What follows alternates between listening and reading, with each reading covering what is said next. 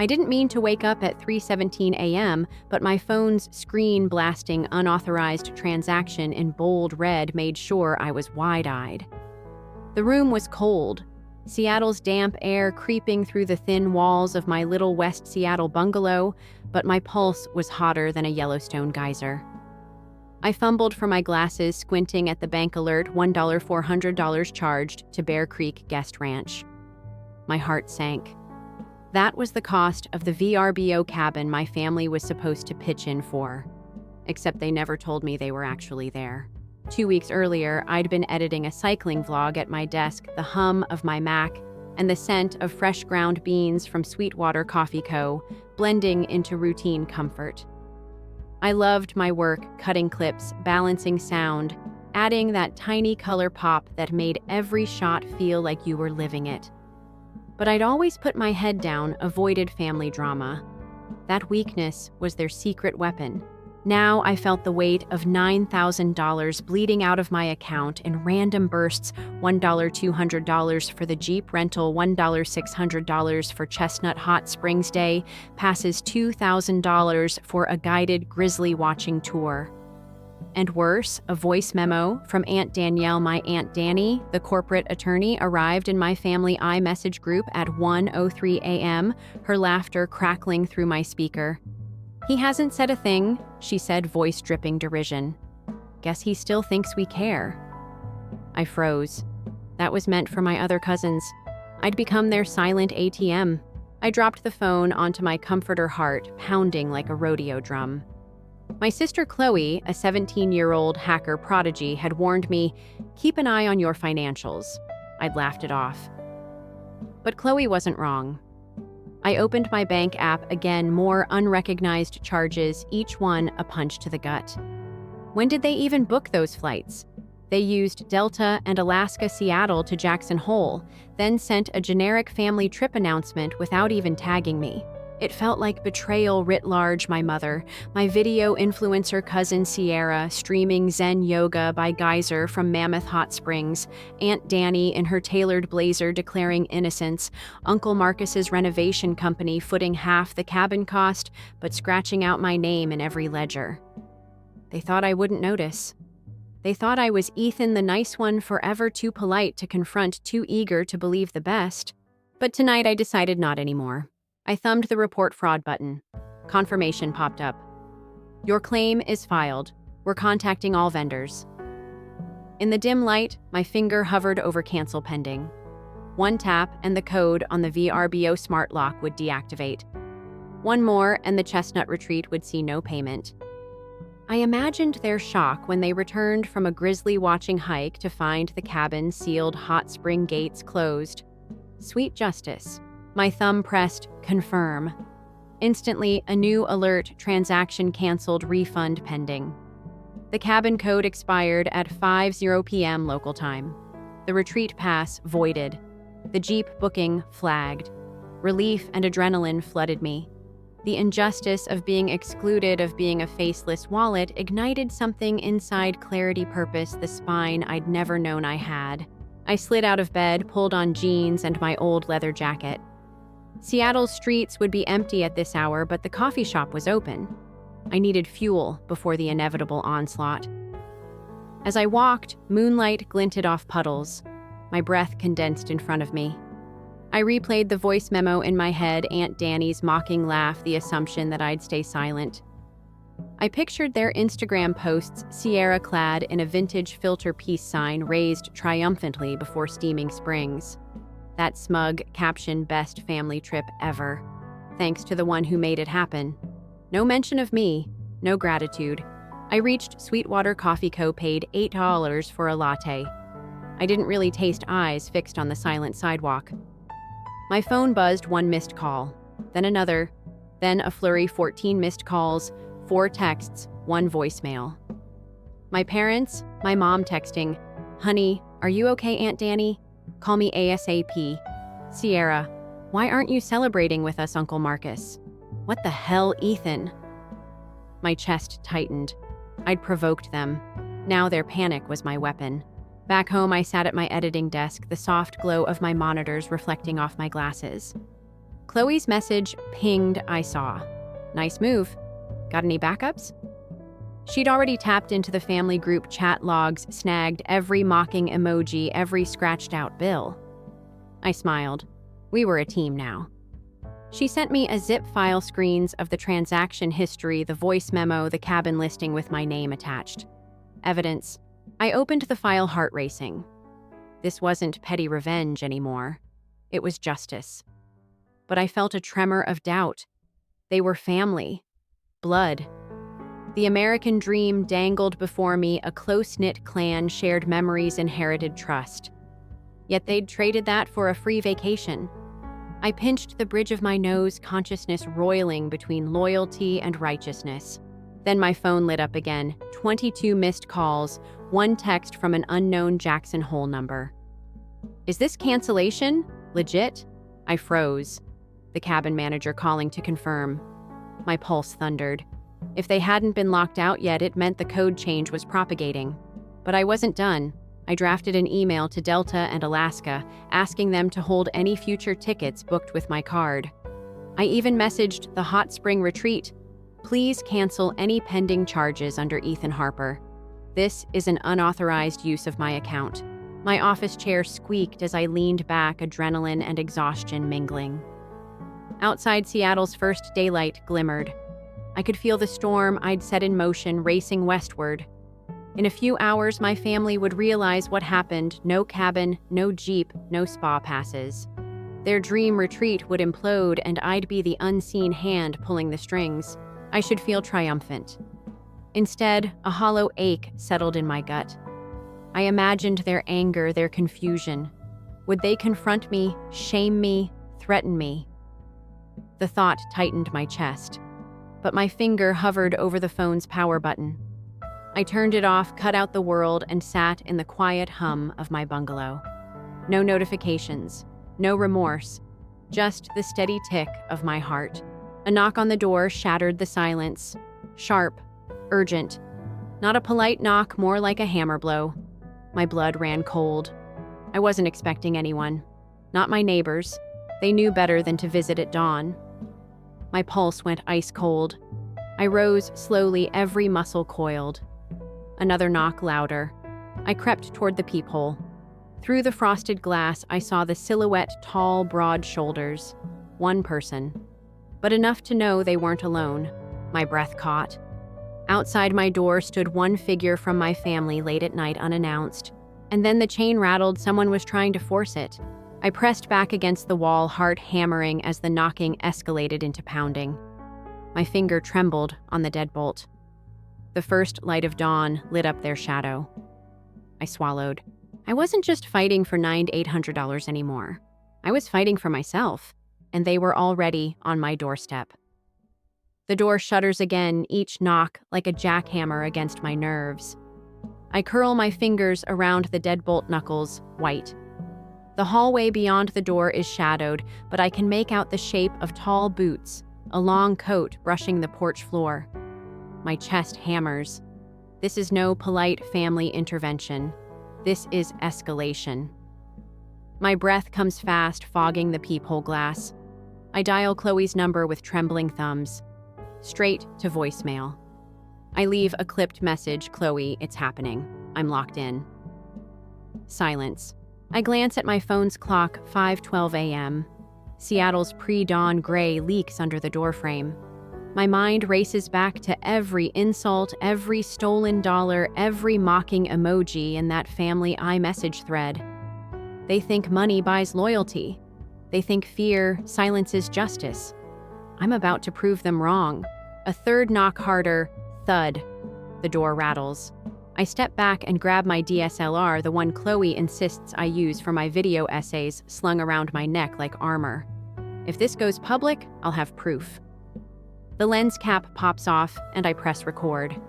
The red RX light glows, casting a tiny red dot on the door. They'll know they're being filmed, but in this early hour, they'll still try. The door handle jiggles. Someone mutters, "Ethan, open up." The voice is female, too calm to be aunt. My heart twists. Could it be my mother? She'd never come alone. I'm not opening. I call through the wood voice low. You committed fraud. You have no right. Silence. Then a soft rasp. It's me, Chloe. My sister's voice raspy, urgent. My fingers shake on the camera. Chloe, I whisper, relief colliding with confusion. Why are you out there? The deadbolt clicks. A slit of light appears as she turns the knob. She steps inside, coat dusted with dew, hoodie hood low. Her eyes, ash gray, flick to the camera. Sorry, she breathes, but I had to slip away. What's wrong? I lower the camera but keep recording. She shuts the door and locks it behind her. Aunt Danny called the sheriff. She drops an envelope on my desk. The sheriff. My pulse staggers. She filed for a temporary restraining order. Claims your unstable, threatening family safety. I snatch the paper. My name is scrawled in bold, Harper versus Harper, order to cease contact. The judge's signature is crisp. My blood runs cold. My own family weaponized the justice system to keep me silent. Chloe's voice trembles. I overheard them on the back porch. They think if you can't leave, you can't cancel more charges. They've already reported you for trespassing at Bear Creek Guest Ranch, claim you barricaded the cabin and threatened staff. Her gaze hardens. You need to get out now. My mind reels. A restraining order means they can call cops if I leave this house. Or worse, if I stay. I pace, camera still rolling. The walls feel like closing in this bungalow, once my sanctuary, now a gilded cage. The coffee-stained desk, my editing station, a shrine to my career and my naivete. I sink into the desk chair. Seattle's gray light has eased into pale morning. I swivel toward Chloe. You brought this on yourself? I sigh. I wanted justice, not jail time. Chloe crouches beside me, voice soft but fierce. They left no choice. When Aunt Danny laughed at you, they sealed their fate. But now they've got the sheriff on speed dial and false claims ready to go. She pulls out her phone and taps the screen. Listen to this. She hands me the phone. A voicemail from the Jackson Hole Sheriff's Office. Mr. Harper, this is Deputy Morales. We have a restraining order against you. Please remain on your property and await our call. I close my eyes. A wave of claustrophobia washes over me. The symbol of American justice meant to protect turned into a tool of family oppression.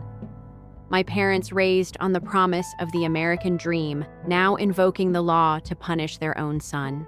Chloe stands pacing. We have two options, fight now. Hire a lawyer, file affidavits, risk courtroom drama, or run. Her voice cracks. I can drive you to Olympia to see the judge before they serve the papers. It's a 3-hour haul, but it's your best shot. I press my temples. The injustice stings my own aunt, a corporate attorney twisting the law to protect stolen money. A tear glints at the corner of my eye, but rage flares faster. They think a piece of paper will scare me back into submission. I snatch up the restraining order, crumple it. I won't be silenced. Chloe's eyes widen. You want to violate a restraining order? That's the headline they want. Family fraud exposes violent son. She grabs my arm. Please, let's go to the hearing. I pause. Outside, a police siren wails, far off but coming closer. My fingers tighten on the camera. Every frame I've filmed so far, cabin deactivated motel emails, voice memos, transaction logs, evidence stacked like dominoes ready to topple their lies. I rise. Okay. The single word feels heavy. We'll go. Chloe exhales relief, flickering. She grabs her backpack of gear, laptop, phone charger, a USB stick with encrypted files, and thrusts it at me. Take this. As she pulls on her jacket, the siren crescendos, then fades, coming closer, then veering away. I realize Seattle's finest haven't come for me. Yet. Chloe hesitates by the door. Promise me, she says quietly, no more solo moves. We stick together. I nod, slipping the backpack over my shoulder.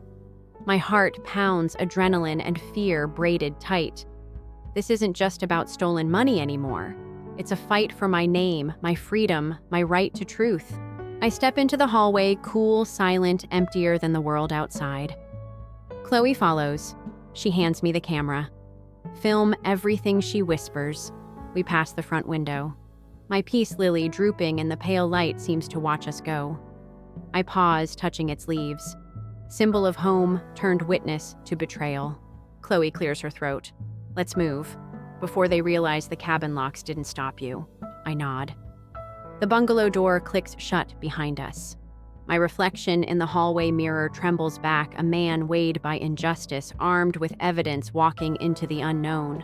As we slip into my car, the dashboard clock flips to 6:07 a.m. Seattle's streets are waking commuters, sipping lattes, unaware of this family war hurtling toward Olympia. I fire up the engine, the rumble echoing through the empty street. Chloe buckles in voice tense. First stop, courthouse. Second stop, reclaim your life. I grip the wheel, eyes on the road. A single thought blooms in my mind. They thought cutting me out meant cutting me down. Instead, they just lit the fuse. The car pulls away from my driveway, headlights slicing through morning fog. Behind us, the bungalow stands silent, its windows like blank eyes. And up ahead, the state capitol looms, hope, justice, or another trap. Either way, there's no turning back. We pull into the gravel lot behind the state capitol just as the sun peeks over evergreen peaks. My hands grip the steering wheel so tight my knuckles whiten. Chloe nudges me, voice low. Remember, stay calm. I swallow. The building's limestone facade looms an American eagle statue perched above the steps, justice in stone. But today, justice feels more like a gauntlet. Inside the lobby is hushed, early birds clutching briefcases, clerks tapping keyboards. We find courtroom 3B, its door marked with a brass plaque. Chloe flicks on the camera. The REC light glows. I square my shoulders and step in, heart thudding. At the front, a young bailiff directs us to the plaintiff's table. Across the aisle, I spot Aunt Danny in a charcoal suit, arms folded, lips tight. She meets my gaze with a measured tilt of her chin. Judge Simmons presides, a silver-haired woman whose eyes are sharp as hawks. She scans our paperwork before glancing up. "Mr. Harper," she says, voice crisp. "This morning, I see 2 motions, the temporary restraining order your aunt filed and your counterclaim to dissolve it." My throat goes dry. I nod once. This is it. Danny's lawyer stands first, voice smooth. He cites the restraining order. Mr. Harper's erratic behavior, self-harm threats, canceled family plans, refusal to communicate created a credible fear. He clicks through slides, the deactivated cabin lock emails to vendors, that mocking voice memo. My chest twists. He's painting me as unstable, vindictive. Chloe's camera captures every frame, damning evidence used against me. When my turn comes, I rise. My legs tremble. I swallow, glance at Chloe. She gives a subtle nod. I step to the stand, voice shaking at first. "Your Honor, I did deactivate the cabin and cancel the spa passes, but only because those charges were theft, plain and simple. My family used my card without permission, over $9,000. I tried to talk to them first." I pause, recalling the dismissive laughter in that voice memo, but they mocked me. I hand over Chloe's USB transaction logs, screenshots the memo file. Judge Simmons reviews them without comment. Then comes the twist. I didn't see Danny's lawyer objects claiming the USB is unauthenticated digital evidence. "Your Honor, we cannot accept a file dumped by a self-proclaimed hacker minor," he jabs, nodding at Chloe's seat. The judge frowns. My heart lurches. Chloe's face tightens, her hours of work on metadata and timestamps suddenly under attack. Judge Simmons clears her throat. "I will review the files in chambers. Court is adjourned until 10. The gavel drops. My pulse rattles in my ears. Adjourned. That means my evidence sits in limbo, and in the next recess, Danny's team could move to seal it or challenge it further. I slump in my chair, chest heaving. In the hall, a reporter in an NPR badge corners us. "Mr. Harper, is it true you're accusing your own family of theft? Her phone's camera is rolling." I glance at Chloe. She steps forward, blocking me. "No comment," she says firmly. We slip past elevator doors closing before more questions can land. By 10, we're back. I brace against the witness table as Judge Simmons delivers her ruling. She lifts her glasses. Given the conflicting evidence, your admission to cancel the cabin and the family's allegations of instability, I'm lifting the temporary order but imposing supervised exchange. Mr. Harper must check in with the court clerk weekly, and any further cancellations of third-party services will be deemed contempt. Her gaze pins me. Supervised exchange. My finger itches on the camera every move I make under court supervision. They're still controlling me. We pack our things, tension coiling tighter than ever. Outside the courtroom, Chloe's phone pings nonstop. I glance, family fraud exposed, trending on Facebook groups, hundreds of comments. Someone posted a clip of my testimony, unapproved, unedited. My stomach knots. Our footage leaked. Now everyone, my neighbors, my colleagues at the editing studio, even potential clients, sees my family drama splashed across their newsfeed. A banner reads, "Local man battles own family over $10,000 cabin scam." Before I can react, my phone vibrates a text from an unknown number, area code 307 Wyoming. "You think you won today? Wait until they sue for defamation." The message vanishes. My breath catches. Wyoming, Aunt Danny's territory. They're circling back. I lock my phone and turn to Chloe. She looks grim. They're not done. Now they're weaponizing social media and the law simultaneously. We make our way to the vehicle, but at the garage exit, a sleek black SUV blocks my path. The tinted windows slide down, revealing Uncle Marcus's scowl. He leans out, voice low. "Drop this now. Ethan, you're ruining the family name and your own." His tone is equal parts threat and pity. He flicks his hand, "Get in." His mechanic's hands, stained with oil, twitch as if twitching a trigger. I glance at Chloe. Her jaw tightens. The symbol of my childhood, Uncle Marcus's battered pickup I learned to drive on, feels miles away. Now he's wielding legal and social power like a crowbar. Blood hammers in my ears. "We're taking the next ferry home," I say, voice cold. "We'll see you in court." I slip past him, heart thrumming. Back in the car, the engine rumbles. Chloe loads the leaked footage onto an encrypted cloud link. "We need control of the narrative," she says.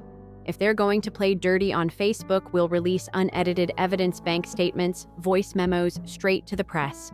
Her eyes burn with determination. I feel the weight of the moment, from silent victim to reluctant warrior. The ferry terminal appears around the bend, its neon sign blinking. Last departure, 11:30 a.m. We race the clock. If we miss it, we're stranded until afternoon traffic, and Danny's team wins more time to spin lies. I mash the accelerator. Horns blare. Pedestrians jump back. The symbol of America on the move, hustle, grit, determination. We screech into the ferry queue as the gate closes behind us. The boat's horn blasts a solitary note, echoing across the sound. I press my forehead to the steering wheel, relief and dread tangled. Behind us, the black SUV idles. Marcus glaring until the ferry pulls away. His silhouette blurs with the Chihuly garden lights on the shore. On deck, wind whips Chloe's hair. She hands me a coffee from the concession stand, steam swirling. We watch Seattle's skyline shrink, rain-slick glass towers receding.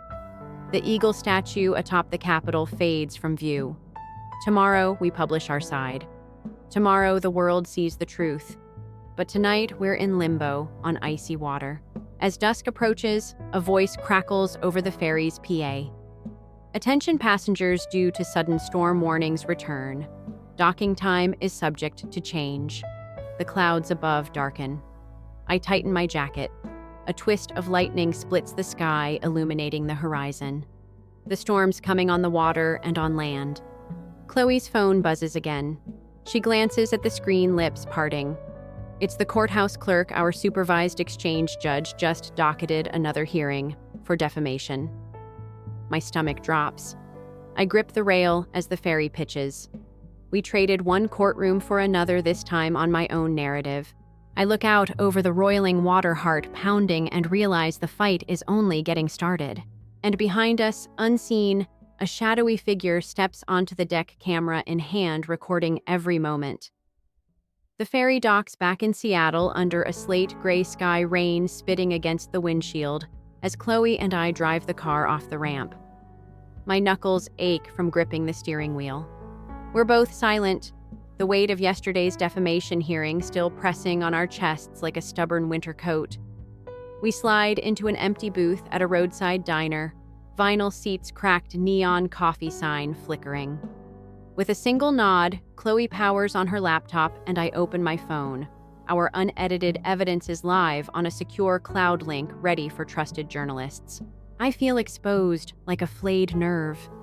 My family weaponized the law and social media against me, twisting my attempt at justice into insanity on Facebook groups. But now they can't silence the raw files, bank statements, cabin lock codes, and Aunt Danny's mocking voice memo in Chloe's careful metadata packages. I run my fingers through damp hair and study her face in the glow of the screen. She looks both determined and tired, her hoodie strings frayed from sleepless nights. Our terms: full transparency, no edits. If they want to dispute us, they have to face every frame. I sip the diner's lukewarm coffee. The bitter taste grounds me. Let's reach out to that NPR producer you mentioned, I say. Last night, I found an email from the fraud files team asking for a sit-down. A minor victory, but a big platform. Chloe nods, tapping out a draft subject exclusive interview on family fraud case, unfiltered materials attached. We attach links and press send. Suddenly, the diner's door swings open, wind blasting in. A heavy-set man in a navy raincoat strides to our booth, the diner owner, Mr. Kim, who watched me grow from kid to video editor. He places 2 slices of blueberry pie before us, eyes gentle but concerned. I saw the story on Facebook, he says quietly. I don't know the whole thing, but you seem decent. Thought you'd want something real to eat. His kindness slams into me harder than any lawsuit. Injustice feels less lonely when there's kindness from strangers. We thank him, and I let a small smile slip. Chloe tucks a strand of hair behind her ear and offers a nod of thanks. Mr. Kim lingers. Be careful, he adds. Some folks won't rest until they break you. Then he turns, melting back into the rainy afternoon. That simple act, pie for the wary, reminds me of America's promise community, even when institutions fail. Back in my car, Chloe's phone buzzes, nonstop emails, DMs, calendar invites. We click through. The NPR producer wants a Zoom call at 6 p.m. 2 hours away. A local TV station is lining up an interview for the 5 p.m. news. Suddenly, we're in demand. We can't do every outlet. Chloe warns we'll burn out and they'll twist our words. We decide NPR first, then a brief statement to local news, and no other interviews until our lawyer reviews releases. Our lawyer, Ms. Hernandez, calls as we pull into my driveway. She's firm and calm. Danny's team served you with papers, defamation suit, and a motion to compel you to remove online content under threat of contempt. My stomach drops. They're doubling down. I glance at Chloe. Her face tightens. Ms. Hernandez continues. We'll file to quash that motion and countersue. But you need to preserve everything. No wiping devices, no deleting drafts. And you should hand over the DSLRs and raw footage to me by tomorrow. I listen to her legalese and feel a surge of resolve.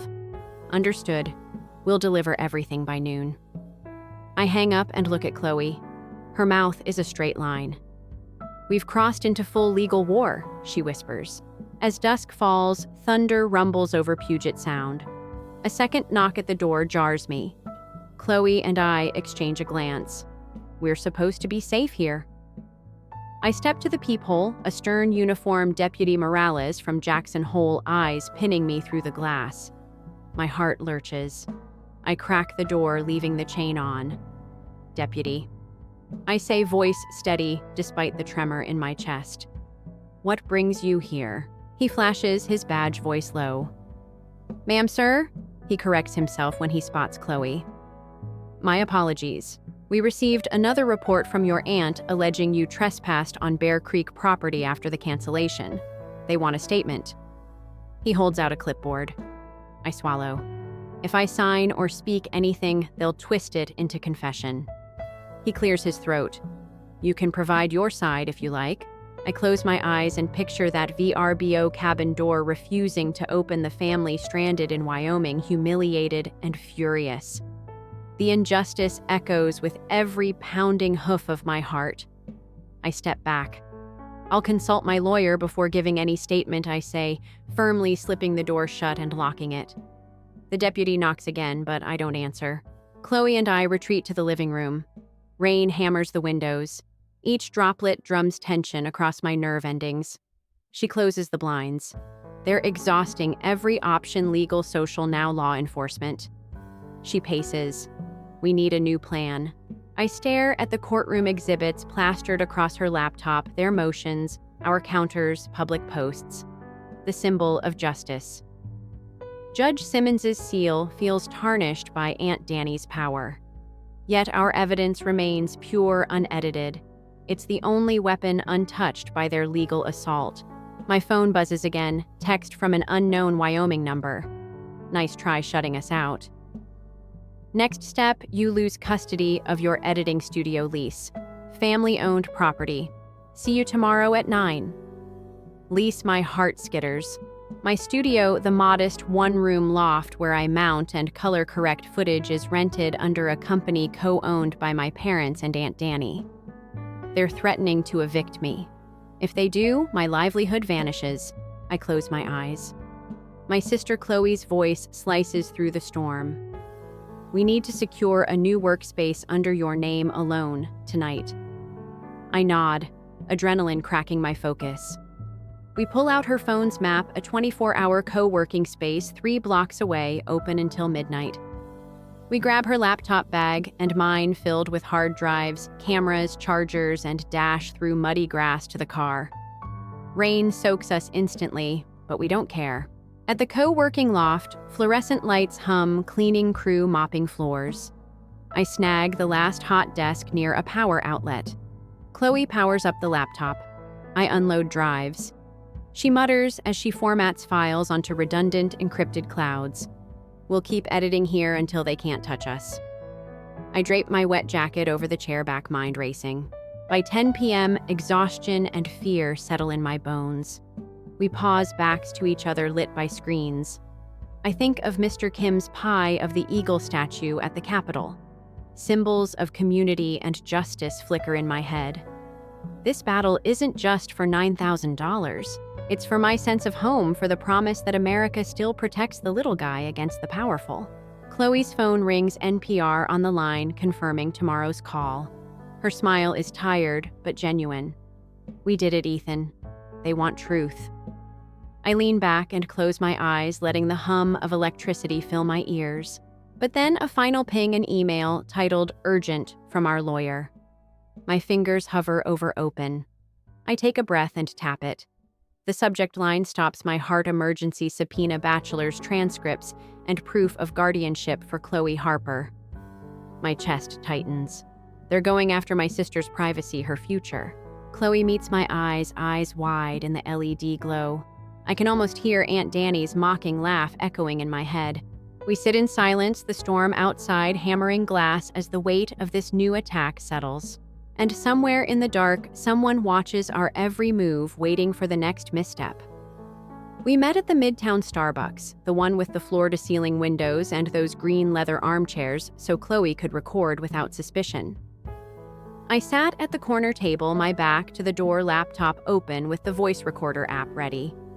Chloe perched across, pretending to scroll through TikTok, her phone hidden in her lap. The place smelled of espresso and corporate hustle, symbols of the American grind where dreams and debts mingle. I watched the door every few seconds. At 2:15 p.m., Aunt Danny swept in with Dad trailing behind their polished shoes, clicking on tile, newspaper in hand like a shield. They slid into the seats opposite us, faces schooled into fake calm. Danny's eyes flicked to my waist, where I'd tucked a small lapel mic under my jacket. "Ethan," she began, voice syrupy, "we appreciate you coming. We want to resolve this, avoid more lawsuits, public spectacle." Dad tapped his cup, brow furrowed. "It's been tough on all of us," he added, smile brittle. I leaned forward, voice measured. "I'm listening." Chloe's phone recorded every word. They offered a deal $3,000 back half the points, and we drop all claims. They promised an official apology post on Sierra's Instagram, words framed to save face. It was the same half measure they'd tried before. I waited for the twist. Then Dad spoke. "Look, Ethan, we know you cut us off because you thought the charges were unauthorized. But honestly, we just deferred payment until you acknowledged the trip was a family investment. You canceled everything out of spite." His voice dropped. "You admitted you did it knowing it would screw us." The camera captured it, the confession that turned their defense into an admission of intent. Danny jumped in. Voice clipped. "He's twisting that. You know you never called us to confirm. You made no attempt to communicate." Her lawyers spin, but Dad's words hung heavy. He'd accused me of knowing it was unauthorized. My pulse throbbed. This was the evidence we needed for the fraud case. I sipped my latte, heart steady. "So you believe my fraud report was spite?" I asked softly. Dad flushed. "It's what it looked like." That admission outright. Chloe's phone slotted to secure cloud as we finished the meeting. We left the cafe under the hum of fluorescent lights, but our victory tasted strange, like stale coffee. We had the audio, but their map to redemption was still a minefield of lawsuits and social media attacks. That night, back at the co-working loft, Chloe and I played the clip on my laptop, perfect clarity, Dad's voice accusing me of malice. I felt vindicated and hollow. "This will demolish their defamation suit," I said, but my chest ached. Legal victory wouldn't erase betrayal. Chloe nodded, eyes bright with purpose. "We send this to the DA for criminal fraud charges to NPR for the next segment and file it with our countersuit." Her words sparked adrenaline. At midnight, we shut down the laptops. The loft was deserted except for a cleaning crew vacuuming in the corner, another symbol of America's night shift, unseen but essential. We grabbed our bags, rain slick from the glass door outside. A text pinged on my phone. "Urgent, Sierra posted on Instagram. Family made it happen, and tagged you as sponsor." My chest constricted. They were already spinning their comeback, rewriting their story mid-battle. I scrolled through comments, trolls defending them, pitying me as ungrateful son. Rage flared. We drove home in silence, windshield wipers slicing through the drizzle. Seattle's skyline blurred behind us, a smoky reminder that fame and infamy could be separated by a single post. At my bungalow, Chloe hugged me tight, voice soft. "We're ready for them." I nodded, but my mind raced. What if they used the audio against us, claiming we doctored it? What if Dad retracted under pressure? The legal war was only heating up. As I reached for my keys, a black cardboard envelope lay on the welcome mat. No return address. Inside was a single sheet, a printed screenshot of my bank app showing one pending charge, $500 to Cascade Ranch Outfitters, with a red circle and a handwritten note, "Missed one. Try harder." The note was in Aunt Danny's precise script. My breath caught. They'd hacked back into my account, testing me. I looked up at the darkened windows of my bungalow, feeling their eyes on me. The symbol of home, my safe haven, was breached. And if they could sneak in a warning like this, what would they do next? I closed the door, bolted every lock, and stood in the center of my living room, heart pounding. Chloe's whisper cut through the night. "They're escalating. Prepare for round 6. Outside, a single car idled under the street lamp, no headlights, engine off. A silhouette moved behind the glass. I froze. They're not done, and neither am I. Next, I'll set the ultimate trap. But will it be enough? I spent the next morning at my editing loft, prepping every shred of evidence into a master file bank. Statements, cabin lock logs, Aunt Danny's mocking voice memo, Dad's confession from the coffee shop, Chloe's metadata report with precise timestamps and cross-checked GPS data. My fingers hovered over the mouse as I uploaded it all to secure cloud folders for my lawyer, NPR, and the county DA's office. Then I drafted the public statement. I acted to protect my livelihood and integrity. My family weaponized the law and social media. Here is the unedited truth. I scheduled the release for 2 p.m. right after our Zoom interview with Fraud Files. At noon, Chloe and I met at that 24-hour co-working spaces so common in Seattle, they feel like second homes for freelancers. She set up her phone on a tripod, framing both of us crisply. In that cold, fluorescent light, I felt a tingle of nerves. "Ready?" she asked, voice steady. I nodded. Moments later, our Zoom window lit up. Karen Reeves, the NPR producer, smiled from her studio mic. "Thank you for joining.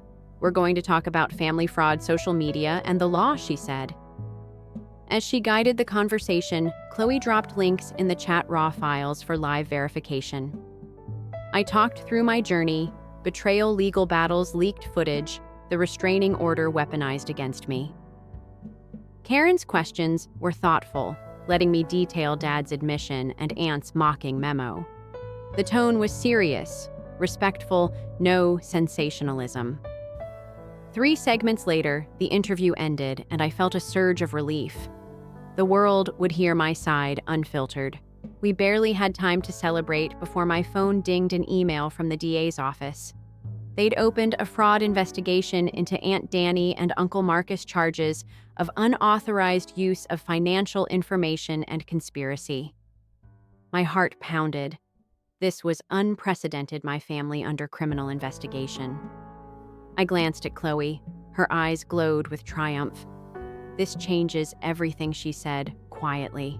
But as I packed up, a text from the local news station flashed, "We plan to run your statement at 5 p.m. Please verify details by 3. I stared at it. The public spotlight was brighter than I expected. What if they misquote me? What if the studio cuts out my emphasis on unauthorized use? I dashed off a confirmation email attaching precise wording and timestamps. By mid-afternoon, the city hummed around us. My bungalow driveway was empty, no black SUVs, no silhouettes under street lamps. A rare calm. I took it as a chance to set the ultimate trap. I called my lawyer to secure a court order granting me access to Aunt Danny's and Marcus's bank records, citing ongoing criminal investigation. If granted, this subpoena would force them to produce financial logs and communications. I layered in a request for any internal memos from Marcus's renovation company that discussed unused funds or discounts through charity, echoing the original money laundering twist. The judge signed within hours. As 2 p.m. arrived, I hit publish on the CloudLink a single post titled "The Truth Behind My Family's Sponsored Vacation," with links to the master folder and a dedication to anyone silenced by power fight back with facts.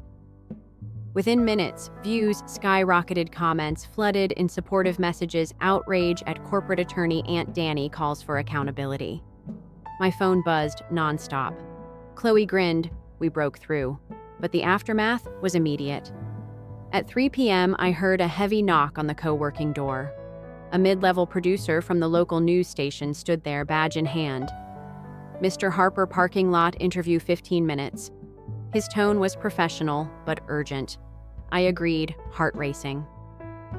As we stepped outside into drizzle, he filmed me summarizing the criminal subpoena against Aunt Danny and Marcus. The image of me standing under the gray Seattle sky, rain speckling my jacket, became the lead story on the 6 o'clock news. Son fights back, family fraud goes criminal. By early evening, I logged into the DA's portal to check case progress. Already, evidence was assigned to Detective Kim of the Financial Crimes Unit. She sent a note, "Let's meet Monday," to review seized logs. My pulse raced at the thought of law enforcement finally validating my claims. That night, Chloe and I sat in my living room under lamplight, exhausted but elated. We toasted with old beer from the fridge. Our victory was public, legal, and moral. Yet a knot twisted in my gut. Even exposed Aunt Danny and Marcus still held one powerful lever: the impending wedding invitation Sierra had scheduled in Iceland, now called Chestnut Springs Renewal Retreat, on Jessica and Mark's practice spa site. They'd spun it as a healing family gathering with me credited as sponsor again, but this time publicly. They'd registered me as the donor for all retreat costs. If I didn't formally decline by tomorrow, the venue would charge my card again another $9,000. I stared at the invitation pinned on my bulletin board. Elegant calligraphy, 3 paragraphs of emotional flourish. I felt their manipulation like acid on my tongue. "They won't stop," I murmured. Chloe set down her glass. "We need to cancel that," she said. "But if you cut it off too, they'll claim you're disrupting a legitimate charity event." The trap snapped shut. Outside, my phone lit up with a news alert: local attorney under criminal probe. Family drama intensifies. I read the headline, then scrolled. Another alert: family sues podcast news outlets for defamation, seeking $50,000 in damages. My chest tightened. Aunt Danny's countersuit was already filed, targeting NPR and the local station. They aimed to bankrupt any platform that broadcast my version. I looked at Chloe, voice trembling with resolve. "We have one shot at the judge's hearing Monday. If we reveal the full financial logs in open court, Danny's internal memos, Marcus's charity funnel will nullify their defamation claims and expose their tax evasion. But they'll fight dirty. They might try to subpoena Chloe's school records next." She pressed her thumb to her phone's screen protector. "My privacy is hanging by a thread." I rose, walking to the window overlooking the rain-slick street. Street lamps reflected like distant stars on wet pavement, symbols of hope and warning. I whispered, "We finish this in court." Chloe joined me, shoulders squared. "We'll bring it all: the audio, the logs, the memos." As we turned back, my laptop chimed a new email from Detective Kim: "Urgent request your presence at an impromptu search warrant executing at Bear Creek Retreat tomorrow at dawn." My blood ran cold. They're raiding the retreat, gathering evidence just as Sierra and my other cousins were set to arrive for the fake wedding. My heart thundered. If they catch Danny and Marcus off guard with guests and media present, the humiliation will be total, and the wedding and the retreat will collapse. But dawn means no sleep, a final confrontation before court, one more high-risk move. I looked at Chloe, rain still dripping from her hair. "This is it," I said. "Dawn at Bear Creek." She nodded. The final reckoning. Outside, lightning split the sky. In that flash, I saw the silhouette of a plane banking away, starting its descent to Jackson Hole. Tomorrow at dawn, everything changes. Are we ready? The alarm on my phone screams at 4:15 a.m. Darkness presses against the window pane, and I taste cold fear on my tongue. Chloe is already up, taps on her laptop in soft clacks. Outside, Seattle's quiet streets lie beneath street lamps, casting halos on wet pavement. I pull on boots and a rain jacket, drizzle ghosting in the air, and check my gear, camera, spare batteries, tripod, recorder. No room for error. We drive in near silence toward I-90 East, the highway's glow streaking past. My heart thuds each mile, a countdown to confrontation. We pass the turnoff to Jackson Hole and head north on US 191 into the Bridger-Teton National Forest. Pines tower on either side, their trunks slick with moisture. The midnight sky has gone gunmetal and fog curls around headlights. My hands shake on the wheel. This is our high-risk action. Join the DA and FBI serving a warrant at Chestnut Springs Retreat, the spa-cum-wedding venue Aunt Danny spun into family healing. They think it's a private gig, no media, no press, but we have our credentials taped to Chloe's tripod, press pass, NPR interview. At the gravel entrance to Bear Creek Outfitters, we see black SUVs, government plates, flashlights carving circles. Agents in dark jackets move like wraiths between cabins, sweat beads on my forehead. Even in the dark, the retreat's wooden sign reads, Chestnut Springs, in elegant script, a symbol of their hubris. We park behind a tree line, crouch through brush, Chloe filming every step. My boots crunch gravel. A uniformed deputy bars our path. His breath puffs white. "Press," he asks, voice flat. Chloe shows the NPR pass. He grunts, steps aside. I feel the weight of every camera in my backpack, evidence we'll need if they retaliate. Inside cabins line a clearing like sentinels. Morning mist coils around granite boulders and a steaming spring. I spot Aunt Danny pacing beside the hot springs house phone pressed to her ear. Her suit is soaked, sleeves rolled up. Next to her, Uncle Marcus's mechanic's hands grip a clipboard.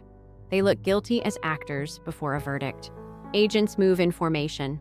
I film from cover close enough to catch faces too far to be noticed. Then a hammer blows a cabin door off its hinges. The lock code has already been canceled weeks ago by my bank fraud report. Danny's gasp echoes across the mist. She spins, raincoat flapping. I press record. An agent waves me forward. He's Detective Kim, same woman who called Monday. Her eyes are steely. Harper, she nods. Glad you made it. This is execution of a search warrant for evidence of conspiracy and tax evasion. She points to crates of files and laptops around the Hot Springs building. My blood races. They found the internal memos Marcus funneled through a fake charity proof of the tax scheme. I step into the fray, camera in hand, and catch Danny mid-lunge to grab her phone. "What is this?" she screeches. The mic picks up her panic.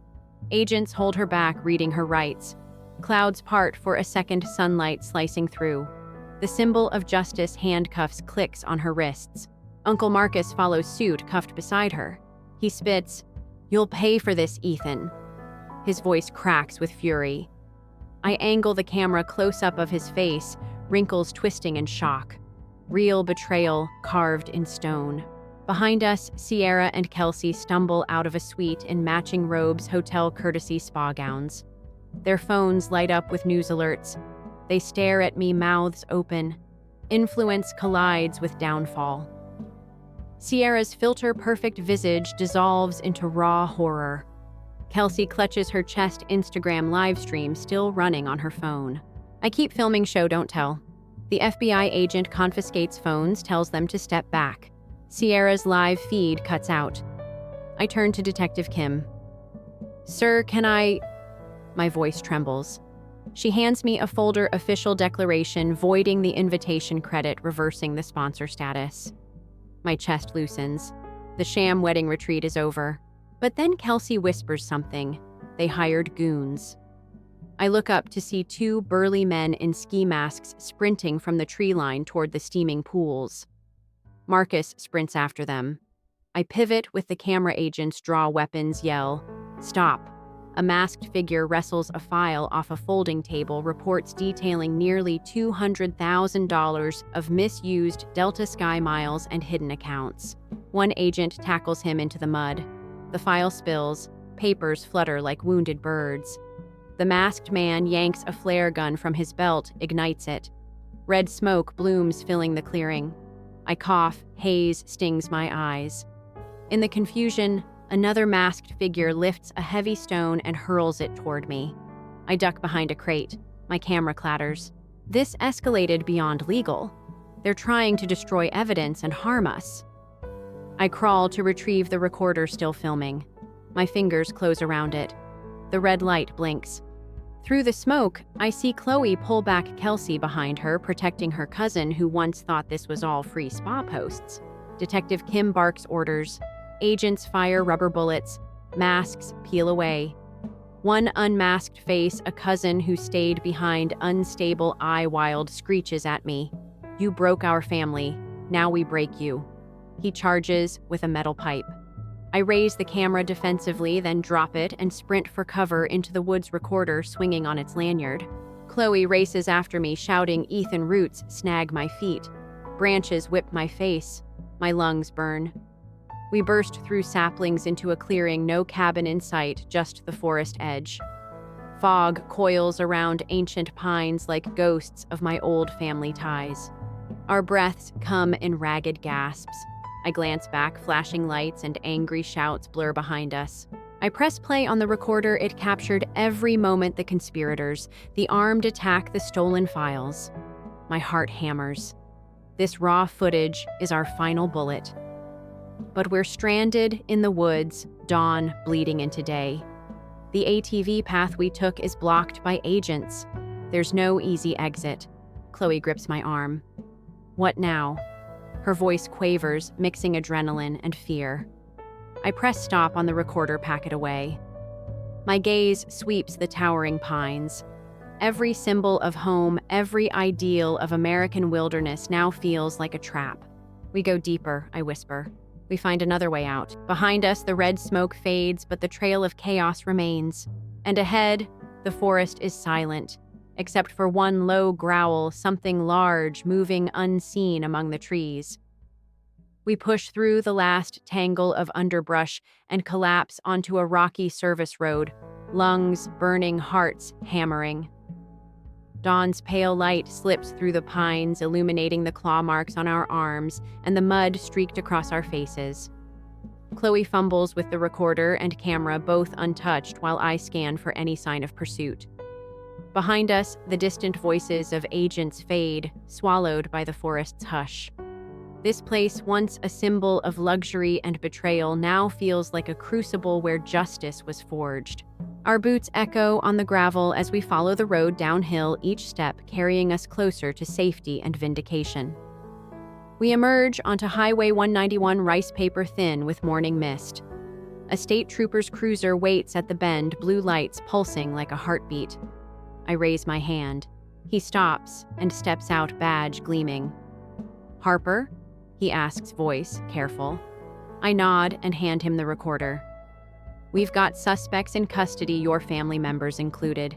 They were caught trying to destroy evidence and assault press." Relief floods me. Every ounce of fear dissolves in the dewy air. At the Jackson Hole precinct, Chloe and I deliver our equipment and file statements. Detectives Kim and Morales nod their thanks, faces grim but respectful. In the cell block glass, I catch a glimpse of Aunt Danny and Uncle Marcus in orange jumpsuits, symbols of law and order turned upside down by their own schemes. I think of the American dream's promise of fairness and how they tried to pervert it for free vacations and tax loopholes. Now those lofty promises have come crashing down around them. Later, we stand in the DA's office as formal charges are read: conspiracy to commit fraud, unauthorized use of financial information, tax evasion, obstruction of justice, and assault. The second-degree assault comes from the cabin raid, the weapons charge from the masked attack. Each count feels like a nail in the coffin of their arrogance. As the DA turns to praise our courage, I realize this moment isn't just about personal victory. It's evidence that anyone, regardless of family ties or social standing, can hold power to account in America. By afternoon, news vans surround our bungalow in Seattle. I step onto the porch, still damp from last night's rain, with Chloe at my side. Cameras flash. Reporters call my name. I hold the recorder aloft, voice calm. This is unedited proof of my family's crimes, from stolen funds to violent attacks. I filed reports, provided evidence, and trusted our justice system.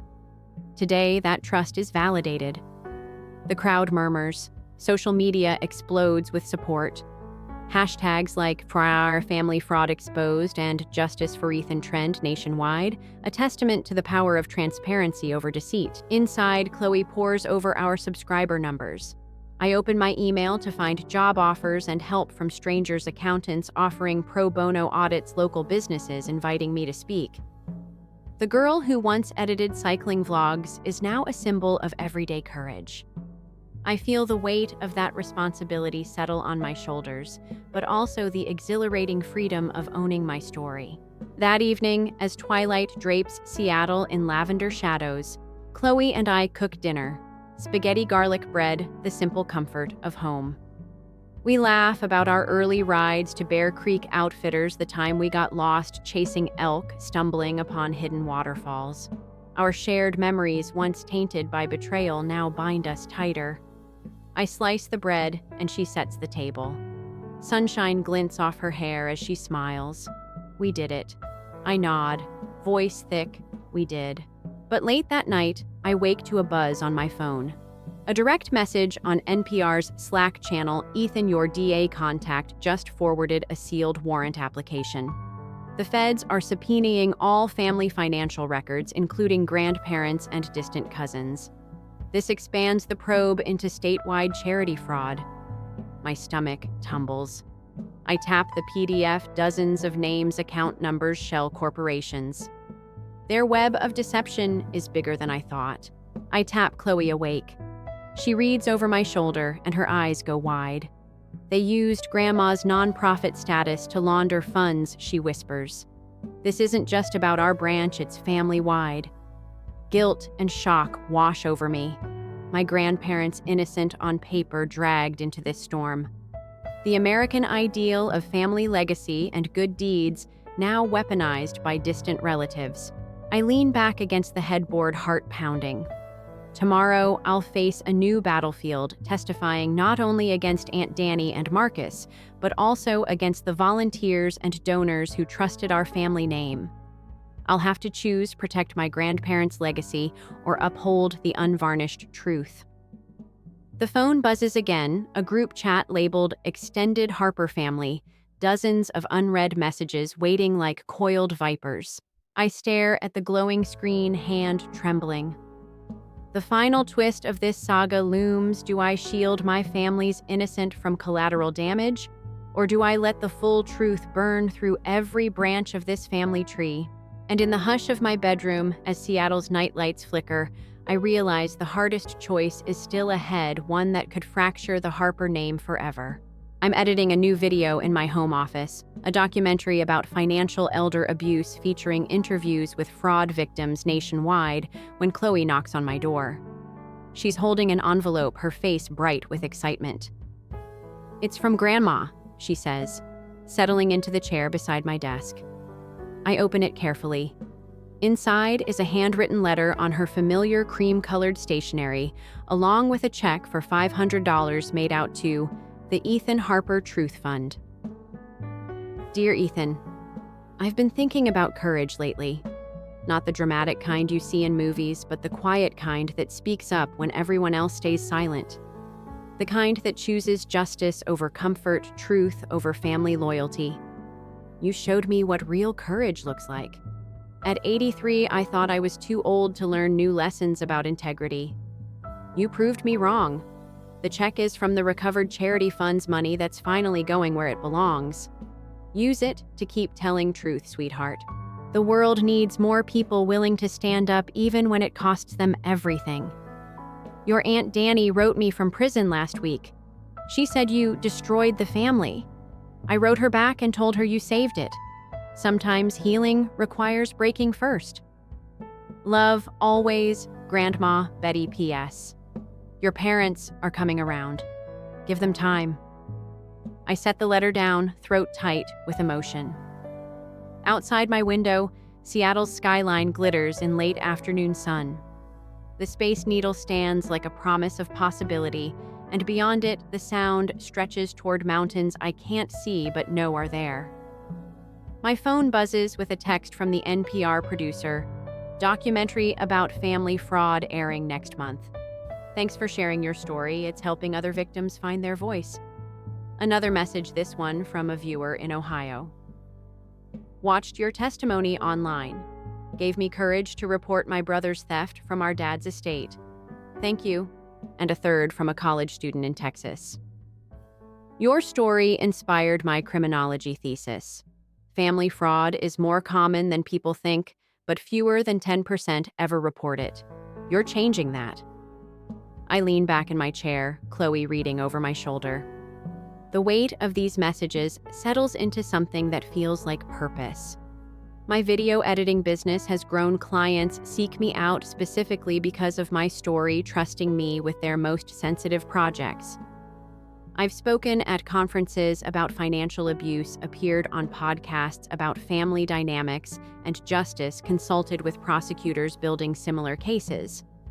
But the real victory isn't the media attention or the growing business or even the criminal convictions. It's simpler than that. I can sleep through the night now without checking my bank balance. I can trust my own judgment again. I can look in the mirror and see someone who chose difficult truth over comfortable lies. The family gatherings look different now. Look, Thanksgiving was small. Just me, Chloe, our parents, and Grandma Betty around a table built for 12. The conversations were careful at first, like walking on broken glass. But as the evening wore on, something shifted. Dad apologized, really apologized, not the half-hearted corporate speak from before. Mom cried, admitting she'd known something was wrong but was too afraid to confront her sister. Sierra and Kelsey reached out last month, their Instagram influencer careers reshaped by the scandal, but ultimately strengthened by their willingness to acknowledge the truth. They're doing fewer sponsored posts, more genuine content about family relationships and financial responsibility. Sierra's latest video, titled "When Your Family Commits Fraud," has 2 million views and thousands of comments from people sharing their own stories of financial abuse. Uncle Marcus is scheduled for release next year. His wife divorced him while he was in prison, and his renovation business went bankrupt. He sends occasional letters from federal prison, not apologies exactly, but something approaching self-reflection. He writes about the pressure he felt to keep up with wealthier relatives, the way easy money from my accounts became a drug he couldn't resist. Aunt Danny, the corporate attorney who weaponized the legal system against me, has 18 months left on her sentence. She's appealing, of course, but the evidence was overwhelming. Her law license was revoked, her reputation destroyed.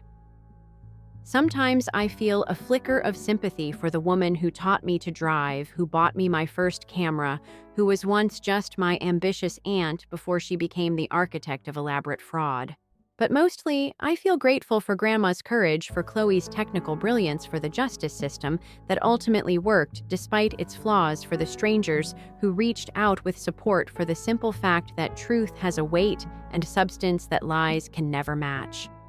I'm still editing videos, still living in my little West Seattle bungalow, still drinking overpriced coffee from Sweetwater. But everything has changed.